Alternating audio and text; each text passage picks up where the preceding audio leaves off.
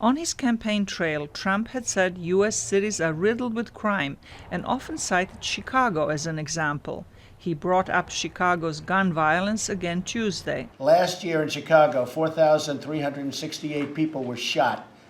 Nearly 700 more have already been shot since January of this year alone. I ask, what's going on in Chicago? The president partly answered his own question. Sadly, our police are often prevented from doing their jobs. When policing is reduced, the main victims are the most vulnerable citizens of our society, and you see that all over.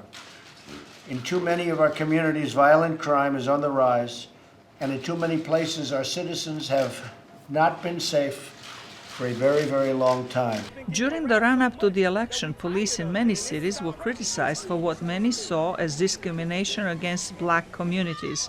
Protests were held nationwide against police brutality. But Trump praised law enforcement and promised his support.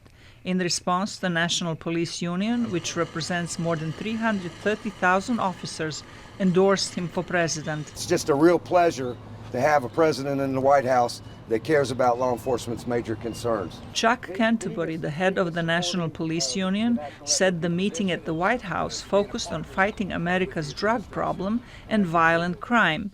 Police officials also told Trump what help they need. We're in a crisis in this country, and being able to find qualified police applicants without reducing standards. Canterbury said strong law enforcement needs people who have the mental fortitude and no criminal records.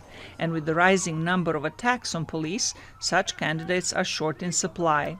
Zlatica, Hoke, VOA News, Washington.